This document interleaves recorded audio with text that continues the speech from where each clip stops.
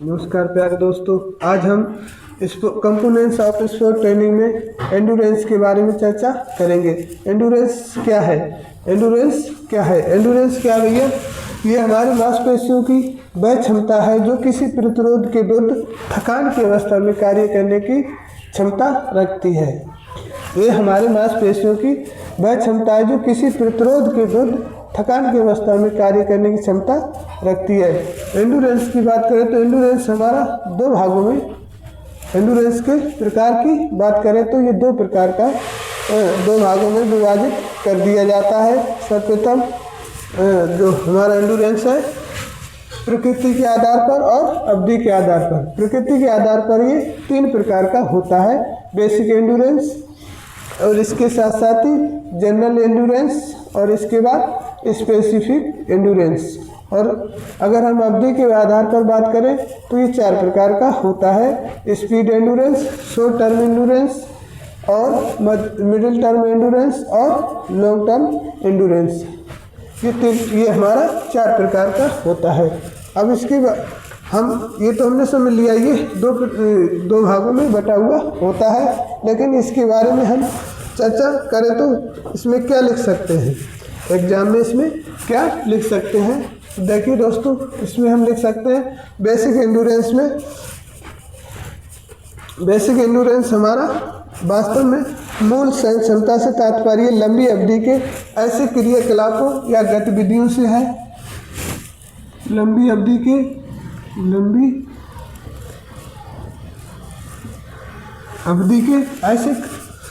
ऐसी गतिविधियों को या क्रियाकलापों से है, ऐसे क्रियाकलापों अथवा गतिविधियों को जारी रखने की योग्यता है। क्या जारी रखने की योग्यता है? जारी रखने की योग्यता है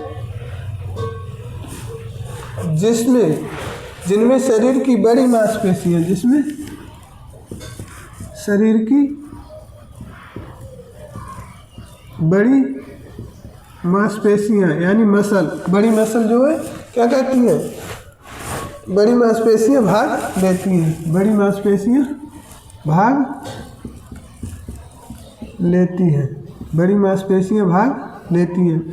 इसमें सबसे अच्छा पॉइंट याद रखने का, शरीर की बड़ी मांसपेशियां इसमें भाग लेती हैं। और ये हमारा क्या होता है? बेसिक एंडोरेंस होता है। और इसके अंतर्गत 30 मिनट तक की 30 मिनट तक के व्यायाम इसमें शामिल होते हैं। जैसे अगर हम बात करें उदाहरण की तो ये होता है हमारा जॉगिंग। क्या? जॉगिंग हो गया। क्या? जॉगिंग हो गया। और इसके साथ साथ ही धीमी गति से चलना। क्या? धीमी गति से चलना, धीमी गति से चलना, धीमी गति से चलना। और ये हमारा कितना चाहिए? 30 मिनट से अधिक अवधि तक मध्यम गति से तैराकी करना। क्या? ये 30 मिनट के आसपास का जितना भी हमारा मूवमेंट्स है वो सब इसी में शामिल होता है। किसमें दोस्तों? बेसिक एंडोरेंस में। क्या? बेसिक एंडोरेंस में तैराकी। क्या? तैराकी करना। इसके साथ साथ अब हम देखते हैं जनरल एंडोरेंस। क्या? जनरल एंडोरेंस क्या है? विभिन्न प्रकार के क्रियाकलापों के कारण उत्पन्न थकान का संतोषजनक तरीके से सामना करने की योग्यता को सामान्य सहन क्षमता कहा जाता है, यानी जनरल एंडोरेंस कहा जाता है। विभिन्न प्रकार के क्रियाकलापों के कारण उत्पन्न थकान का संतोषजनक तरीके से सामना करने की योग्यता को सामान्य सहन क्षमता कहा जाता है। और ये हमारी एरोबिक और एनारोबिक दोनों प्रकार की होती है। Aerobic plus anaerobic. क्या? एरोबिक और एनारोबिक दोनों प्रकार की ये होती है। एरोबिक और एनारोबिक दोनों प्रकार की ये होती है। एरोबिक और एनारोबिक दोनों प्रकार की होती है। कौन सी? General endurance. ये क्रियात्मक कम अथवा अधिक प्रबलता या तीव्रता वाली ये क्रियाकलाप कम अथवा अधिक प्रबलता या तीव्रता वाली किंतु अपेक्षाकृत लंबी अवधि तक चलने वाले होते हैं। यद्यपि ये अवधि मूलभूत सहन क्षमता क्रियाकलाप की अपेक्षाकृत कम समय की होती है। दूसरे शब्दों में कहा जाता है कि सामान्य सहन क्षमता किसी खिलाड़ी को लंबी अवधि तक बिना थके हुए विभिन्न प्रकार के क्रियाकलाप या गतिविधि करने में सक्षम बनाती है। जो हमारी सहन क्षमता है विभिन्न प्रकार के इसमें क्रियाकलाप शामिल होते हैं। क्या? विभिन्न प्रकार की एक्टिविटी इसमें शामिल की जाती है। इसमें विभिन्न प्रकार की एक्टिविटी जो है शामिल की जाती है। इसमें हमारे शरीर की बड़ी मांसपेशियां भाग लेती थी, जिसमें हमारी एक्सरसाइज थी जॉगिंग, धीमी गति से चलना, और जनरल एंड्योरेंस में एनारोबिक और एरोबिक दोनों तरह की क्या होती है मूवमेंट्स होती हैं। और इसमें विभिन्न प्रकार की एक्टिविटी शामिल होंगी, क्योंकि अब हमने कभी एनारोबिक कर ली, कभी एरोबिक एक्टिविटी कर ली, तो इस प्रकार से विभिन्न प्रकार की एक्टिविटी इसमें शामिल होती हैं। ठीक है दोस्तों, आगे बात करें। जैसे इसमें अगर एग्जाम्पल की बात करें तो हम सबसे पहले क्या करेंगे, रेस लगाएंगे, स्प्रिंट लगा ली, और इसके साथ साथ ही हमने क्या कर लिया, जॉगिंग कर ली, या किसी गेम के अकॉर्डिंग हमने कोई एक्सरसाइज कर ली। ठीक है, इसके बाद स्पेसिफिक एंडोरेंस क्या होता है? विशिष्ट सहन क्षमता किसी विशिष्ट अथवा विशेष खेल क्रियाकलाप या गतिविधि के कारण होने वाली थकान का सामना करने की योग्यता है। जैसा कि इसका नाम है स्पेसिफिक एंडोरेंस, और वैसा ही इसका काम है। ये खेल क्रियाकलाप या गतिविधि के कारण होने वाली थकान का सामना करने की योग्यता है। ये हमेशा स्पोर्ट खेल के अकॉर्डिंग होगी दोस्तों। क्या? खेल के आधार पर होने वाली थकान का सामना करने की योग्यता है। क्या? Specific endurance. अतः भिन्न भिन्न खेलों के लिए विशिष्ट सहन क्षमता भी भिन्न भिन्न होती है। जैसे कबड्डी के लिए अलग और वॉलीबॉल के लिए अलग, यानी विभिन्न प्रकार के खेलों को शामिल किया जाता है इसमें। और किसी कुश्ती करने वाले खिलाड़ी की विशिष्ट क्षमता 3 राउंड अथवा 6 मिनट तक प्रभावी रूप से कॉम्बैट करने की होती है, जबकि किसी बॉक्सिंग करने वाले की जो सहन क्षमता होती है वो 4 राउंड की होती है। बॉक्सिंग करने वाले की जो सहन क्षमता होती है वो लगभग 4 राउंड तक होती है। ठीक है दोस्तों, ये तो हमारी बात होगी किसकी, स्पेसिफिक एंडोरेंस। तो इसमें स्पेशल एंडोरेंस को ही दिखाया जाता है, और इसमें खेल के अकॉर्डिंग जो है एंडोरेंस को विकसित करवाया जाता है। ठीक है, अब हम बात करते हैं अवधि के आधार पर। क्या? अवधि के आधार पर अगर हम बात करें तो सबसे पहले हमारा आता है स्पीड एंडोरेंस। क्या? सर्वप्रथम हमारा आता है स्पीड एंडोरेंस। अब हमारा आता है स्पीड एंडोरेंस। अगर हम स्पीड एंडोरेंस की बात करें तो ये हमारा लगभग 40 सेकंड तक होता है। क्या? 40 से 45 सेकंड तक माना जाता है। स्पीड एंडोरेंस की बात करें तो हमारा ये 40 से 45 डायरेक्ट लिख लो 45 सेकंड तक की एक्टिविटी इसमें शामिल होती है। 45 सेकंड तक की एक्टिविटी इसमें शामिल होती है। किसमें? स्पीड एंडोरेंस में। ठीक है, अगर इसके बारे में लिखने की बात करें तो हम क्या लिखेंगे, गति से क्षमता से तात्पर्य 45 सेकंड तक चलने वाली गतिविधियों में 45 सेकंड तक चलने वाली गतिविधियों में थकान का सामना करने की योग्यता है। 45 सेकंड को ही पकड़ के चलना है। ठीक है, 400 मीटर की दूरी की स्प्रिंट, जैसे 400 मीटर की दूरी की स्प्रिंट। क्या 400 मीटर की दूरी की स्प्रिंट, इसमें क्या आ जाएगा हमारा दोस्तों 400 मीटर की दूरी की स्प्रिंट, 400 मीटर की दूरी स्प्रिंट।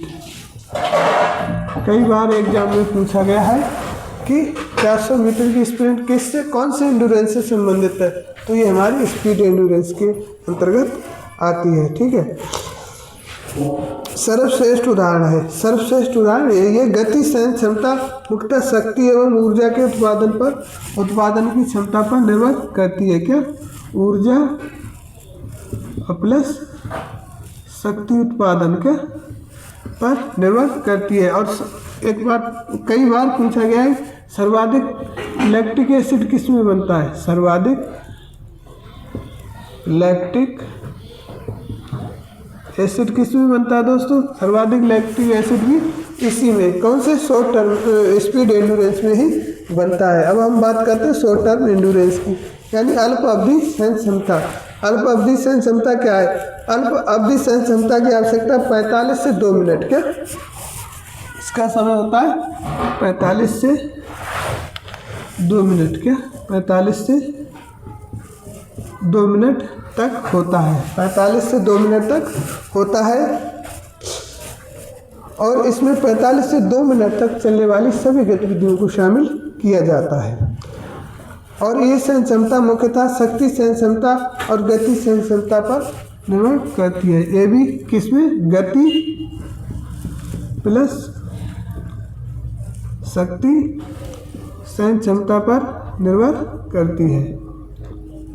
क्षमता पर क्या है, निर्भर है। क्या निर्भर है, ठीक है, किस पर, गति और शक्ति सहन क्षमता पर निर्भर होती है। ठीक है, और अल्प अवधि सहन क्षमता का सर्वश्रेष्ठ उदाहरण क्या है, सर्वश्रेष्ठ उदाहरण इसका एग्जाम्पल क्या है 800 मीटर। क्या 800 मीटर, और इसका उदाहरण क्या था हमारा, इसका उदाहरण था 400 मीटर, 400 मीटर। अब हम बात करते हैं मिडिल टर्म एंडोरेंस, यानी मध्यम अवधि की सहन क्षमता। मध्यम अवधि की सहन क्षमता क्या है, ऐसी खेल गतिविधियों के लिए 2 मिनट से 11 मिनट तक की अवधि हेतु सहन क्षमता की आवश्यकता होती है।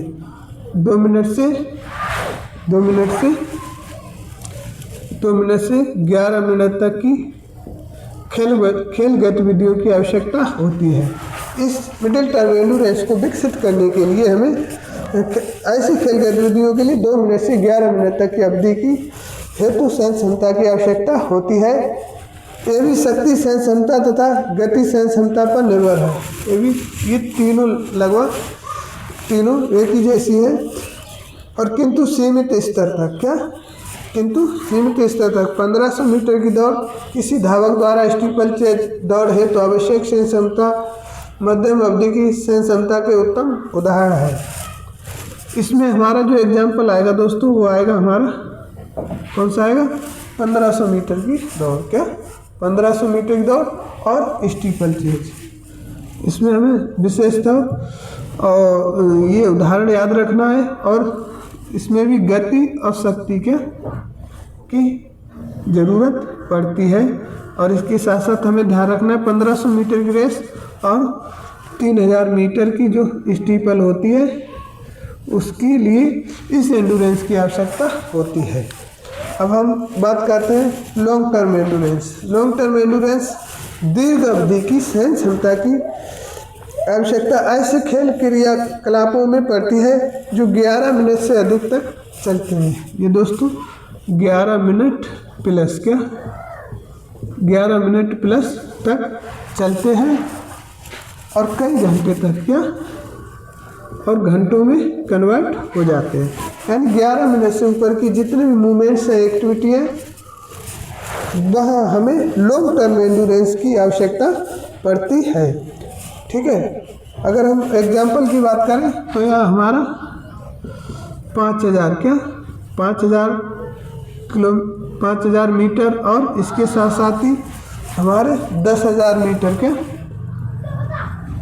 10,000 मीटर और क्रॉस कंट्री जैसे खेलों में लॉन्ग टर्म एंडोरेंस की आवश्यकता पड़ती है। क्रॉस कंट्री जैसे लोग देखो खेलों में हमें लॉन्ग टर्म एंडोरेंस की आवश्यकता पड़ती है। तो इस प्रकार हमने देखा कि एंडोरेंस के दो भाग थे और दोनों को किस किस पार्ट में डिवाइड किया गया था ये हमने समझा। एंडोरेंस को दो प्रकार से बांटा गया, कौन सी?